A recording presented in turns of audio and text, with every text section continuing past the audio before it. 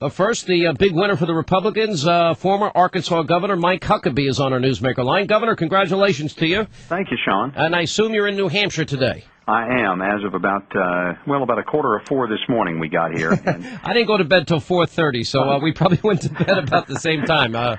We flew in late as well. Well, first of all, let me give you an opportunity to explain what you think happened and why you were so successful. Well, I think our party is maybe getting back to the place where we're talking about small business, the fact that 80% of jobs come from small business people who just had a dream, worked their hearts out to build it, and I talk about that a lot in my message. I think that we underestimate the importance of social conservatives. You know, I hear people say, well, that's not really important. Look, believing in the sanctity of human life is important to many Americans. Believing in traditional marriage is important. And it's also important to talk about lower taxes and to talk about a government that's efficient, one that actually gets something accomplished. And I think it's a combination of all of those things, as well as talking about strong national defense. I just heard you and your last caller. You're so right. Look, we can't have this attitude that if we leave these guys alone, the Islamic jihadists, they're going to leave us alone. That's nonsense. They're going to kill us if they have half a chance. That's what they want to do. Well, Governor, look, as you have surged in the polls, there has been an increased scrutiny of you and your background and your record. And I think now people want to know more about you in these other states. I know there's been a lot of focus in Iowa and New Hampshire and South Carolina, but you know, more and more people are asking me about you, and I've read up as much about you as I possibly can. And you say you're a Reagan conservative. Is that how you describe your politics? Absolutely. I mean, I was supporting Ronald Reagan in 1979 when most people were supporting John Connally, Howard Baker, or George Bush. Yeah, but I ask this question is because, you know, as I looked at your record, did you raise taxes to the tune of, and I'm reading from the Arkansas Democrat Gazette, did you raise taxes as governor $883 million? Oh, I don't think there was anything like that. And, you know, that there was a fuel tax, there was a road program. People wanted roads. Unlike today's federal government that just goes ahead and spends money and puts it on their grandchildren, we spent the money that we wanted to spend for our roads now, and 80% of the people of my state voted for it. We were also in a court case, Sean, the case that went back through 3 governors on education funding. Didn't really have a choice but to fund education, but we improved it, and I think most people recognize you need a good education system at the state level. You got to pay for it. You can't make it happen otherwise. But if you get the results and you meet a court order and you satisfy a long 2-decade-old case, that's a good thing. Here's what people need to remember. I was the first governor in 160 years in my state to actually have a broad-based tax cut, and we had 94 different tax cuts. We created the Murphy Commission, which studied all levels of state government to find ways to end a lot of fraud, waste. We changed our accounting system so that we had better accountability for the money that we had. We streamlined a lot of the processes in state government, made them online, made them electronic so that they could be more efficient. Those are things that I'm very proud of that record. It's one that anybody, Democrat or Republican, would be proud of, but especially a conservative. Well, but what they say in the Arkansas Gazette is that you raised taxes $883 million, you cut taxes $378 million. The Club for Growth is claiming that you raised sales taxes by 37% during your tenure.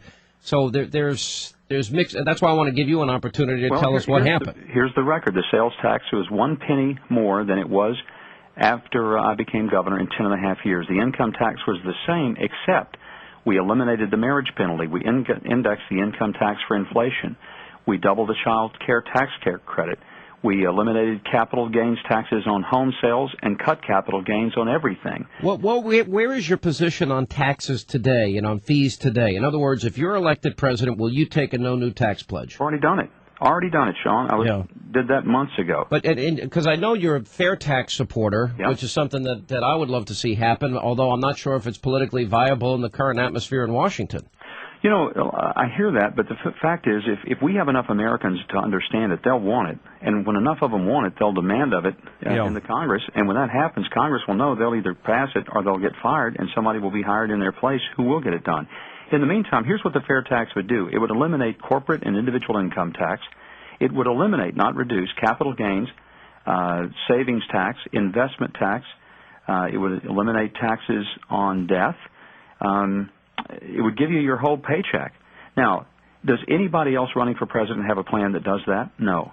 Does anybody else have a plan that would eliminate 100,000 different pages of IRS code? No. Does anybody else have a tax plan that would eliminate the IRS and would end $250 billion of compliance? Listen, no. I'm a big supporter of it. I'm not sure if, in fact, you'd be able to pull it off, but I think it would be great for the American economy. I think my buddy Neil Bortz has written a great book on it.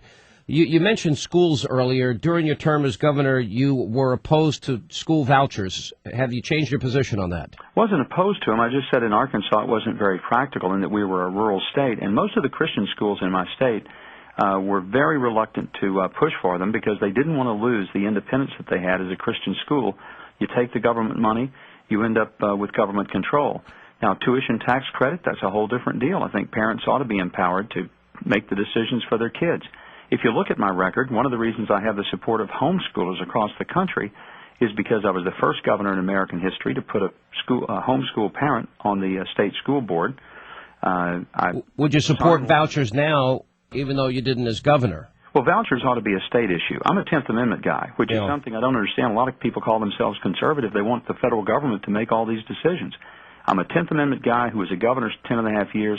The last thing I want is the federal government telling me as a state what we're going to do. So what I think we need to do is say, states, if you want a voucher system, knock yourselves out. Why did you think it wouldn't be, you had said once in the Arkansas Gazette or an article that I had read that you said that you weren't convinced school vouchers would work in Arkansas, give real choice to kids in Arkansas. Why did you think it wouldn't work there? I happen to think school choice is a good idea. Oh, school choice is a great idea, and we do have school choice in Arkansas that I pushed and signed, but it's choice within the public school system because most of the districts we have are too small. In fact, our problem was we had too many small districts, not enough districts that had the economy of scale to be efficient.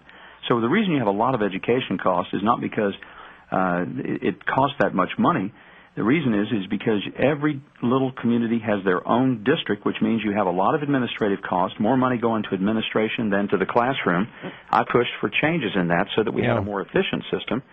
And if you have a very small marketplace, it'd be very difficult to have a private school and still be able to have the public school. If you did have that private school and it had to take 2 or 3 IDEA or Individuals with Disabilities Education Act students, each of whom may cost $60,000, $70,000, you could bankrupt a Christian school or a private school having to take those kids. One of the most important issues, Governor, and if you're just joining us, Governor Huckabee, who won the Iowa caucus last night by a big margin, is on our Newsmaker line. Boy, can you believe it? By the way, it's only 4 days to New Hampshire. But you taking Chuck Norris everywhere on the road? Is he your protection out there? Well, you know, he's about as good a security as a person can have. I will tell you, Chuck Norris is a dear friend, and his wife, they're two of the nicest people I've ever met in my life. I got to tell you, they're wonderful really people to have in your corner. So terrific people. I want to ask you about immigration, because if I could tell you this, Governor, we're on nearly 550 radio stations around the country, and if there is one defining issue that has angered the base of the conservative movement, it is that of immigration. And I know that you've discussed this in the past, but I want to give you another opportunity to talk about it here, is that, for example, when there was immigration discussion in the Arkansas legislature, you used the terms inflammatory, race-baiting, and demagoguery, and you had supported this plan to give tuition aid to illegal aliens at one point, or the children of them. And it's got a lot of people angry and upset, and I just want to know, A, have you changed your mind? Do you still stand by that decision, and would you do it today? Well, let's put this in context. What I was referring to, you used the language, it was in reference to a bill that a state senator put forth, by the way, who was paid by Ron Paul $5,000 to go up and campaign against me in Iowa for 4 days. But that senator introduced a bill that said we wouldn't give benefits to illegals. I pointed out to him that the law was already in place that didn't give benefits to illegals, and there wasn't a need to pass a law that was already there. And he said, but there are a lot of people in my district that want me to do it. I said, why do they want you to pass another law? The last thing we need is more government on top of the government we already have that does exactly what you want to do. Well, he pushed it anyway, and that was the context in which I said that this was not about solving a problem. We didn't give welfare benefits to illegals. We didn't provide those services and the things that he was suggesting. On the tuition issue, It was a matter of those who had been in our schools, not people who just showed up at the last minute and said, I'd like to go to your college.